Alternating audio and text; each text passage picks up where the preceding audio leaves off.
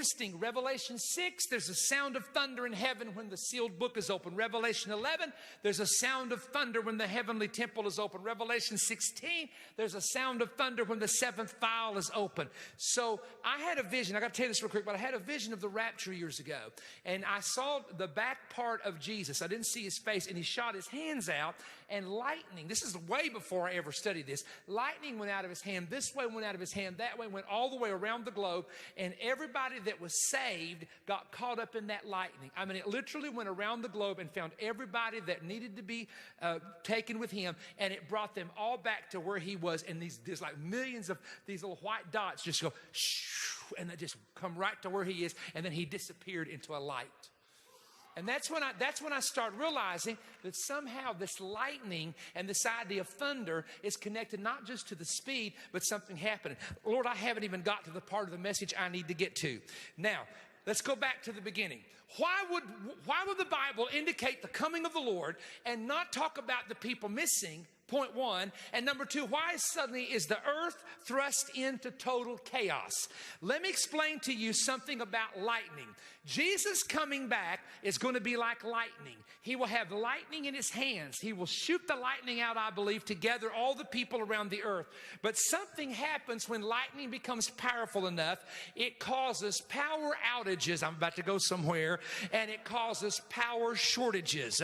Is this the reason why we have all these verses in the Bible about darkness related to the Lord? Let me read Psalms 97, 2 through 5. Clouds and darkness are around about him. Righteousness and judgment are the habitation of his throne. A fire goes before him and burns up his enemies round about. His lightnings enlightened the world. The earth saw it and trembled. The hills melted like wax at the presence of the Lord of the whole earth. Isaiah 8:22. They shall look unto the earth and behold trouble and darkness, dimness and anguish, and they shall be driven to darkness.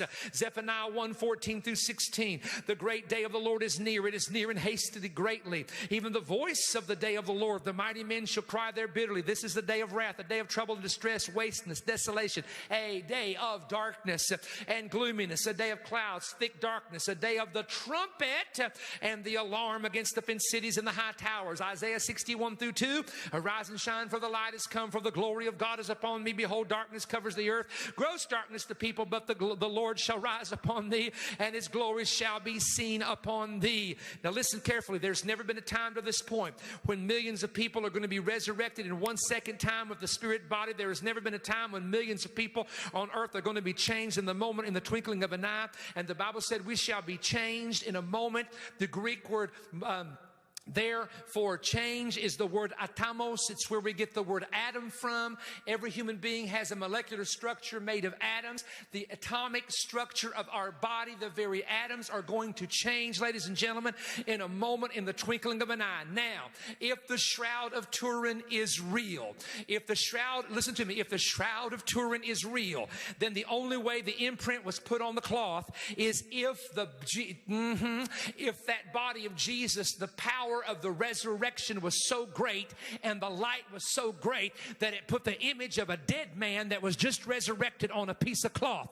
One guy who studied the shroud said that to put an image on a cloth like that would take enough TNT to blow up the entire city of Jerusalem.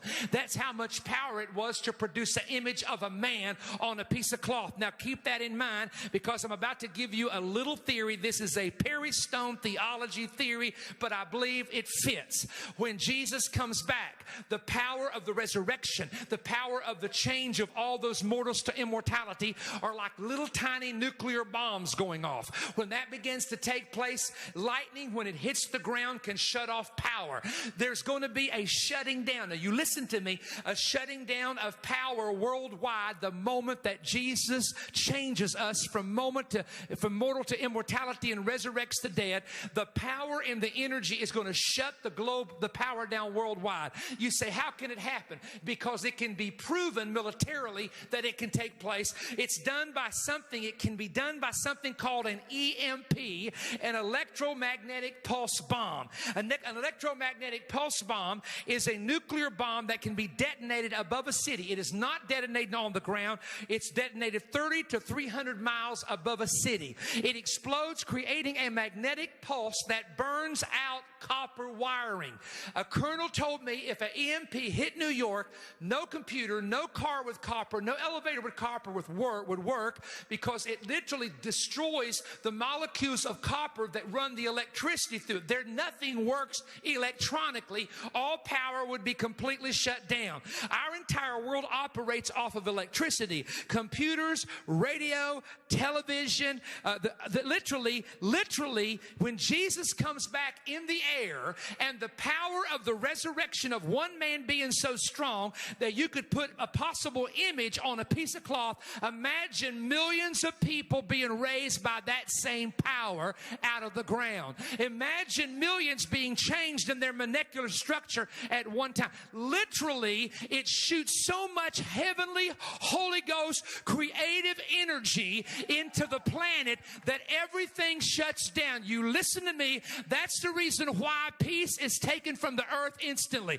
That's the reason why they're going out killing each other instantly. That's the reason why they're rationing food instantly. You hear me? They're not even going to know you're missing. Only if they were in the house when you are caught up at the rapture will they know that you are missing, because the cell phones aren't going to work. You hear me? The satellites are going to be shut down. There will be no communication possibly for weeks or months. It will go, every human being at that point will go into a survival mode in order to be able to survive the things that are about to come upon the earth. Is anybody hearing me? That's why darkness in the Bible, that's why darkness covers the earth the way it does, and it's connected to lightning. Now, can I tell you something else? I don't know when the rapture is going to happen, but there are a lot of prophecy preachers that believe it's connected to Ezekiel 38 and 39, which is the war of the Islamic nations with Gog and Magog, the war of Gog and Magog.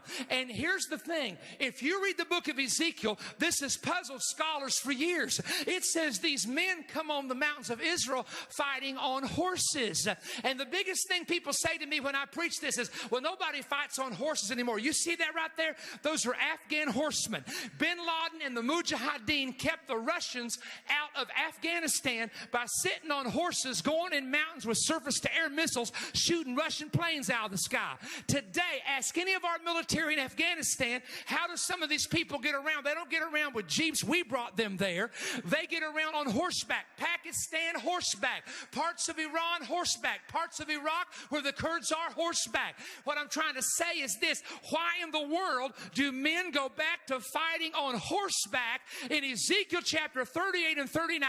Because the Bible tells you there has been a shaking of fire. The Bible tells you there's been hailstones falling. The Bible tells you there's been a ground shaking where the animals and the fish of the sea are shaken. Something has happened, ladies and gentlemen. And it says for 7 years they burned the weapons. And guess what? The tribulation is 7 years in length. Is it possible that the coming of the Lord happens on the tail end or the beginning or near the war of Ezekiel 38 and 39? And because the electricity is shut down, they've got to go back to fighting the old-fashioned way. Woo! Oh.